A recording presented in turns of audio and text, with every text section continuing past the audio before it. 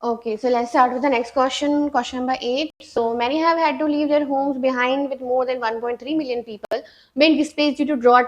Okay, so this is the given sentence, and the passage starts from here. And what you have to do is you have to best find best fit of this particular statement in this particular passage. So when I start with, Somalia has been dealing with an enormous humanitarian catastrophe driven by longest and most severe drought the country has experienced in at least 40 years. This is description of an event. Okay, it is describing the event. Then coming to the next line, 5 consecutive rainy seasons have failed, causing more than 8 million people, almost half of country's population, to experience acute food insecurity. More than 43,000 people are believed to have lost their lives. So if you see from line number 1, line number 2 and 3, we are talking about people in number. What we lost. Okay. So this is the population of 8 million, causing country's population to experience acute food insecurity.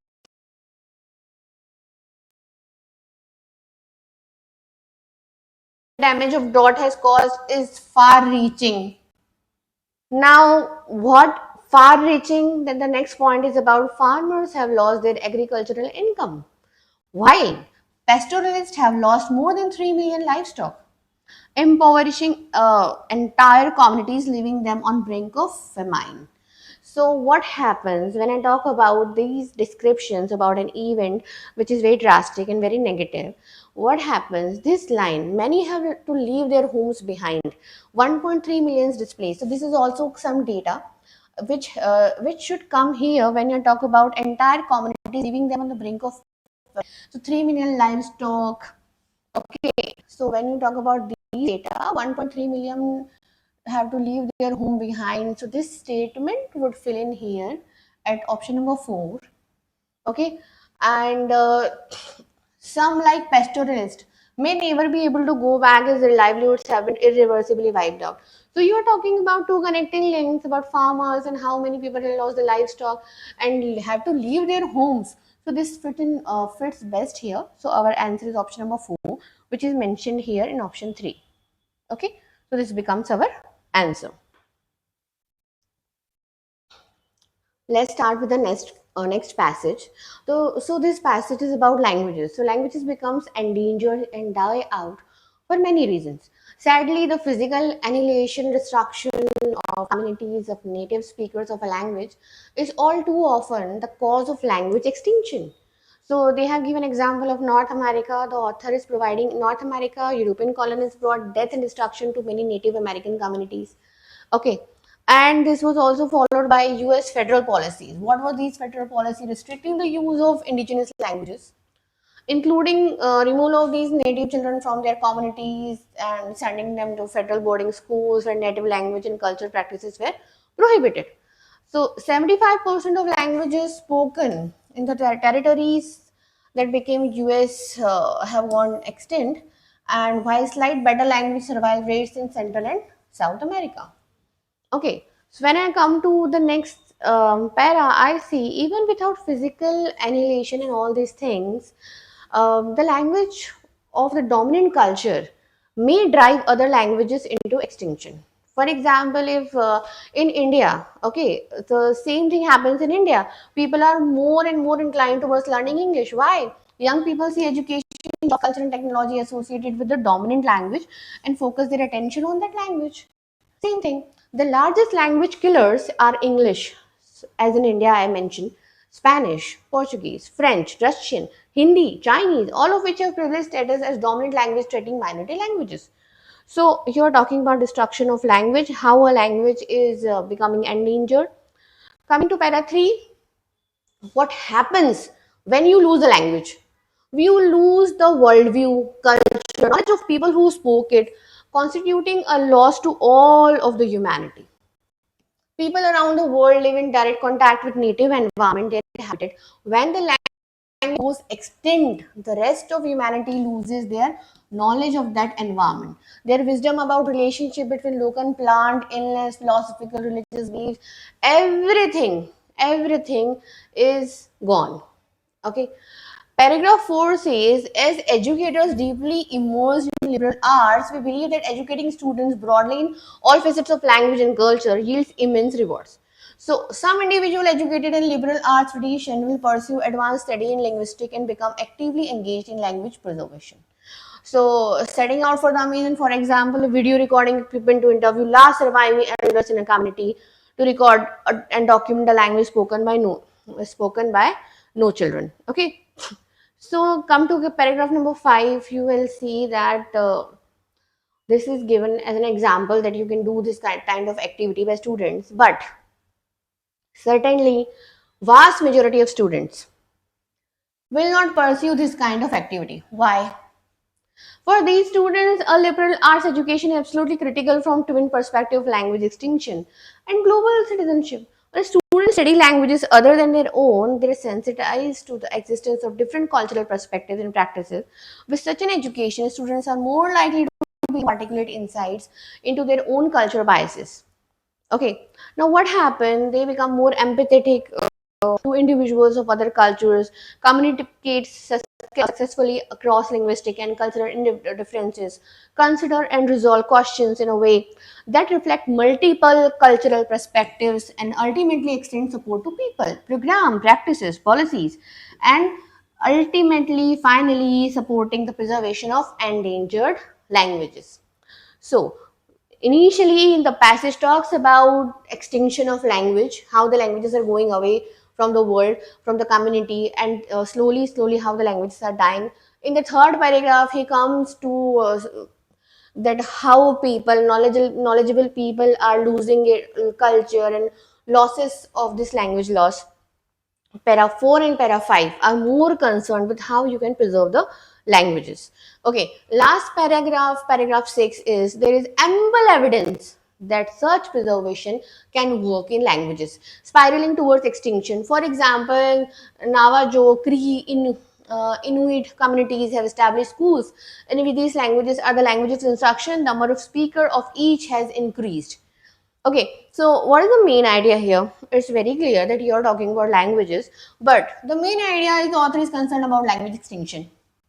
Okay, so the first reason is often driven by colonization, dominant languages, cultural assimilation, and that this leads to loss of value, knowledge, culture, worldview. Then the main idea has one more point, which is very important by understanding, supporting language preservation efforts. And what you can do is you can prevent further language loss and protect cultural diversity of for future generations. Okay, coming to the questions. So let's start with the first question. In context of the passage, which of the following hypothetical scenarios, if true, is not an example of the kind of loss that occurs when a language becomes extinct?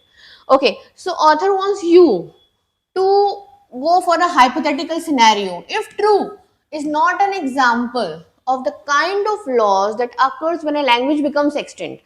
So the language becomes extinct. Okay, if true, not an example. Okay, it's not an example of language extinction, and it's hypothetical. So Inuits of Alaska have 35 different words to describe textures of snow.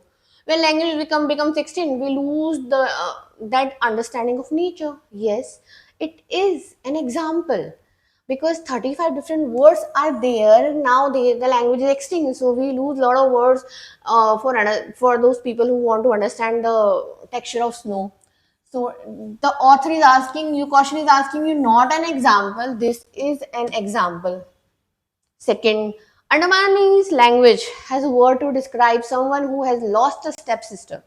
When the language dies, we use the concept of word and the emotions it evokes. Okay, so loss of emotions, yes, because you lost a word. So it is an example.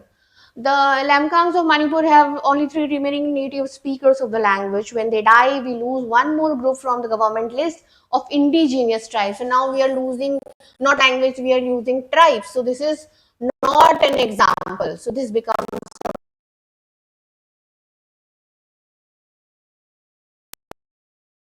by the time last speaker is educated in central board school, they will have forgotten their language. So this is an example. Question is saying you not an example.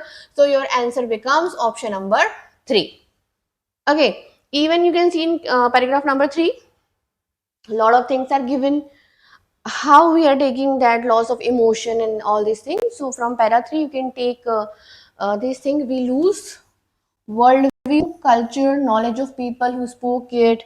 Then people around the world, they speak goes extinct. The rest of humanity loses their knowledge of the environment, their wisdom about relationship, local plant illness, right? Philosophical. So you can see you're talking about understanding the local plants, then emotions because the stepsister died in second, right? Okay, so let's move on the next question. It can be inferred from the passage that it is likely South America had a slightly better language survival rate than North America for all of the following reasons except. So this is mentioned in paragraph 1 as well as 2. So in paragraph 1, they have already given in case of North America what happened. Okay, so it can be inferred slightly better language survival. Why? All of the following reasons except. Okay, means which of the following is not a reason for better language survival in North America. Okay, let's see. It can be inferred from the passage that it is likely South America had a slightly better language survival rate than as compared to North America for all of the following reasons except. Means you don't have to give a proper reason because you're talking about South America and the passage has already mentioned you only example of North America and other European countries. Okay, so let's start with first one. The colonial government was unable to mainstream the locals. Now, when I come to this one, brought death and destruction to many Native American communities. These were followed policies, use of indigenous languages, and even paragraph 2 you can see without physical against language use, language of dominant culture may drive other languages into extinction. Young people see education, job, culture, technology associated with the dominant language and focus their attention on that language. Now when I come to first one, colonial government was unable to mainstream the locals. So this cannot be taken. Why? Because we don't know what happened. But yes, as compared to North America, because in North America all the negative things happened, colonial government was unable to mainstream the locals. Colonial government was able to mainstream the locals there also. Okay, but still they survived. How they survived, we don't know. But this is like unable to mainstream the locals. It cannot be inferred from these lines. Not many native speakers were killed by a more European colonist. Now we don't know killing, death and instructions given in European colonies in case of North America, but in case of South America, we cannot comment. Okay, this happened or this not happened, but killing was there. Okay, Native American communities in North America, so it must be there also. Okay, so we cannot take this one also. European colonists allowed children of native speaker to stay home with their families. Hmm, you can see that, okay, yes, because childrens were taken, removal of native children were there, and this happened that they were given a federal boarding school. This is mentioned in case of North America. So there is a possibility that that happened in South America as well. Okay, locals were provided job opportunities in the colonial administrations. Now we don't know about this thing because there is a chance that if they have provided job opportunities, there may be language loss, there may not be the language loss. There may be good learning, there may not be the good learning. You cannot judge on this. Okay, because this is not mentioned in para 1 as well. So you have to take option 4 as your answer. Coming to the next question. The author believes that a liberal arts education combined with participation in language preservation empowers students in all of the following ways except they will do what? Okay, so you had to find except again. Learn different languages. You can see in paragraph number 5, across linguistic and cultural differences. Yes, mentioned. Overcome cultural barriers. Again, this is a cultural barrier you are overcoming, right? Cultural differences, you're talking other cultures. Yes. Develop a better understanding of their own culture. Yes, this own culture given directly in para 5. Establish schools to preserve language spiraling towards extension. Establishment of school is not given because yes, they will extend support to people, program this preservation of endangered language, but they will not establish school. This is not given. So your answer becomes here option number 4. Which of the following, next question is, which of the following hypothetical scenarios, if true, would most strongly undermine the central ideas of the passage? So what it means, central idea was focused on language extinction only. Okay, so hypothetical scenario, if true, and you have to undermine the central idea. Many reasons given, like colonization, dominant language, cultural assimilation, and there are, like, you can preserve by understanding supporting language. You can preserve, preservation efforts can be done, and you can preserve languages also. Now you have to undermine this. First one, recording a dying language that has only a few remaining speaker freezes it in time and stops evolving further. You are talking about preservation of language. Okay, this is the main central idea. You're not undermining it, because you are talking about different thing about evolution of language stops evolving further. You have to preserve it. You don't have to freeze it. So this is eliminated because they have given, if true, you have to check, okay, it is in flow with the passage topic or not, or is going out of the box. Most liberal arts students will pursue jobs in publishing and human resource management rather than doctorates in linguistics. Now this is again far fetched, and if this is in a hypothetical scenario as well, in most liberal arts students, okay, jobs in publishing and human resource management, jobs in these kind of areas, we cannot go for liberal arts students and their interest in publishing in HRM. Why so? Because liberal art experimentation is given for preservation of language, but we don't know about their choice and how they will do the comparison with doctorates and linguistics. Liberal arts education requires that in addition to being fluent in English, student can fluency in two or top five most spoken languages go globally. Yes, this will surely help in preservation. So once this preservation happens, it will undermine the extinction of language. We can take this. Schools that teach endangered languages can preserve the language for only for a generation. Using the term only first makes it a very extreme or a very bounded option. So schools that teach endangered languages can preserve language only for a generation. So first of all, you cannot go for teaching endangered languages for preservation. Why? Because you have to spread it also. Okay, so teaching is there. There is one example mentioned in the passage, like Naja, Wu, Cree, and Inuit in the last paragraph. So they are teaching, but they are spreading also. The speakers of the language increased. Okay, so now you are teaching and you're only preserving for a generation. This two becomes, both becomes mismatched. Okay, so our answer becomes option number 3.